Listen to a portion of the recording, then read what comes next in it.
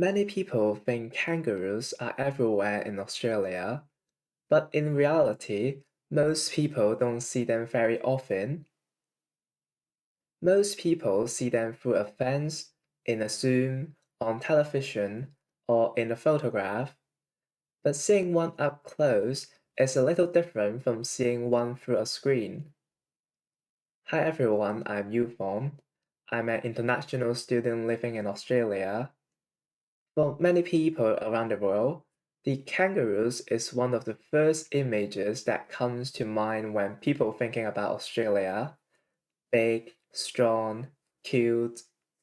And for many visitors, seeing a kangaroo in person is one of the things they look forward to most. I still remember visiting a zoo with some friends and seeing kangaroos and emus for the first time. It was fun, but at the same time, they were still behind fence. You could see them, take photos of them, but that was about it. And I remember thinking that it would be interesting to get a little closer, to actually interact with them, to see what they were like up close. At the time, however, university kept me busy, so the idea stayed in the back of my mind. Then one day, a friend introduced me a place where visitor can walk among kangaroos, feed them, and get much closer. I visited once before and had a great time, so during the semester break, I decided to come back again.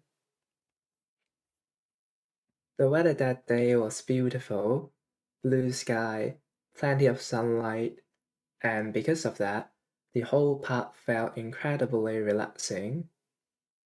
Look at some of these friendly little guys here. This is one of the things I like about this wildlife park. You can buy food at the entrance, and once they realize you have some, they somehow know exactly where you are. I originally thought these were baby kangaroos. Apparently not. They are called wallabies. In fact, this was the first time I had ever heard of that name, which probably explains why I should have paid more attention during biology class. Anyway, once you knew that, some of them will come right up to you. You can feed them, pet them, and get surprisingly close. Then you're going to meet what is probably the most common Australian animal, not kangaroos, not koalas, birds. Lots of birds. Whenever friends from overseas ask me about Australian wildlife, they usually mention kangaroos, koalas, or spiders, but honestly, most of the time it is just birds. Everywhere. It is always funny how reality turns out to be a little different from what we imagine. And finally, the main attraction, kangaroos, one of the most recognizable symbols of Australia. Unlike the wallabies, however, these guys seem completely uninterested in me. Even when I offer them food, nothing. Absolutely nothing. I would like to believe they were simply well fed, but after thousands of tourists, they were probably just tired of people.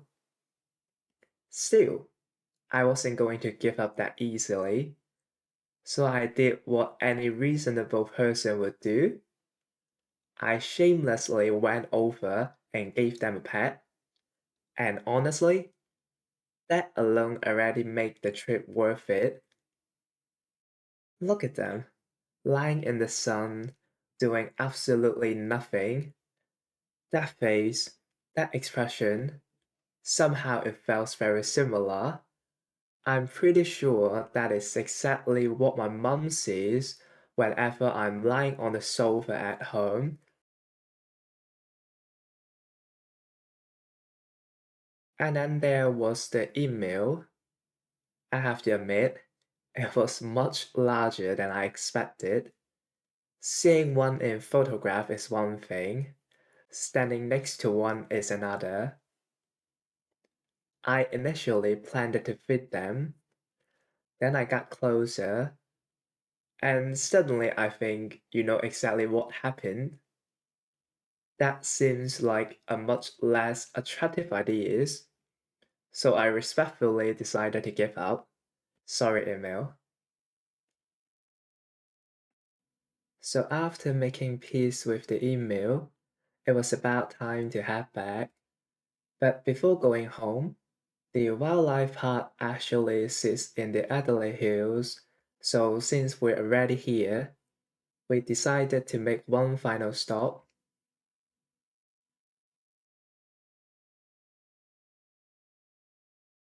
After spending most of the day looking at animals, it was nice to slow down for a moment and simply take everything in. Of course, seeing kangaroos up close was fun, feeding the wallabies was fun, even being annoyed by the kangaroos was fun. But looking back, I think my favorite part wasn't any particular animal. It was the feeling of having nowhere else to be, just walking around, enjoying the weather, talking with friends. As a student, it often feels like that life is always moving towards the next thing, the next assignment, the next exam, graduation, and perhaps that feeling never completely goes away.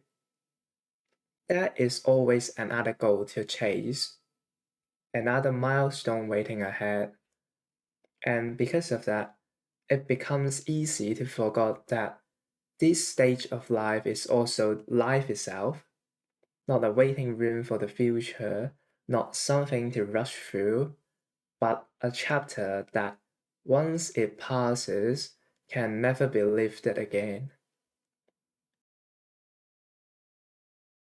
And luckily, I think I'm starting to be reminded of that.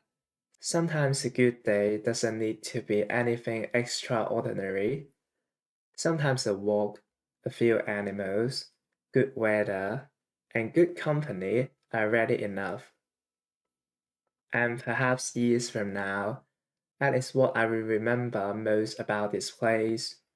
Not the kangaroos, not the wallabies, but a simple afternoon spent enjoying the chapter of life I'm already living. This is YUFORM. Thank you for watching.